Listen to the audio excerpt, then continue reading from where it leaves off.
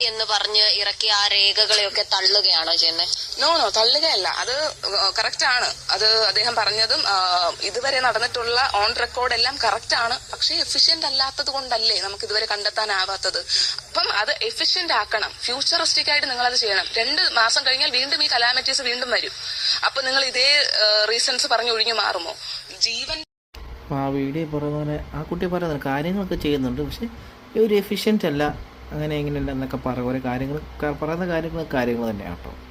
പക്ഷേ അച്ഛനെ കാണാതിരിക്കുന്ന സമയത്ത് അതിൻ്റെ ഇടയിൽ വരുന്ന ഒരു കമൻറ്റാണ്, ഒരു കമൻറ്റ് ഞാൻ വായിക്കാം. അതിനകത്ത് ഒരു കമൻറ്റാണ് പറയുന്നൊരു കമൻറ്റാണ്, ഈ പെണ്ണിന് എന്ത് പ്രശ്നമാണെന്ന് എനിക്ക് മനസ്സിലാകുന്നില്ല. കൊച്ചെ, ഞങ്ങളുടെ ഫാമിലി ഒരുപാട് പേര് മത്സ്യത്തൊഴിലാളികളാണ്.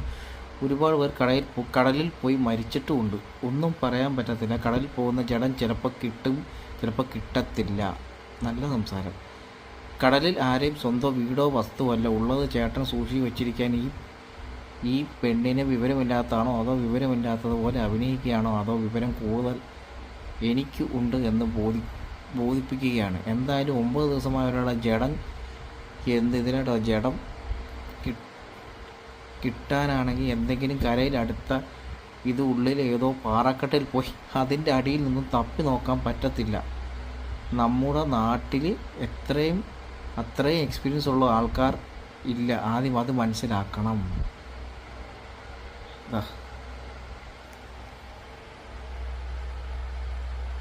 കമൻ്റ് ഇട്ടിരിക്കുന്നുണ്ട്. ഈ കമൻ്റ് ഇട്ട യുവാവേ ആരാണെന്ന് എനിക്കറിയത്തില്ല.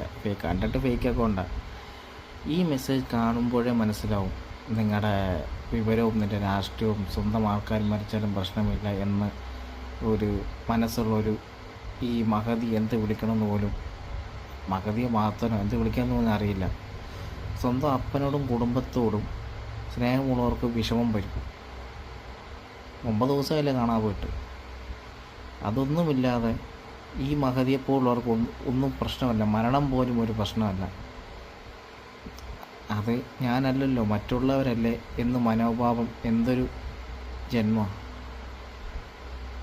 എന്നേ പറയാനുള്ളൂ.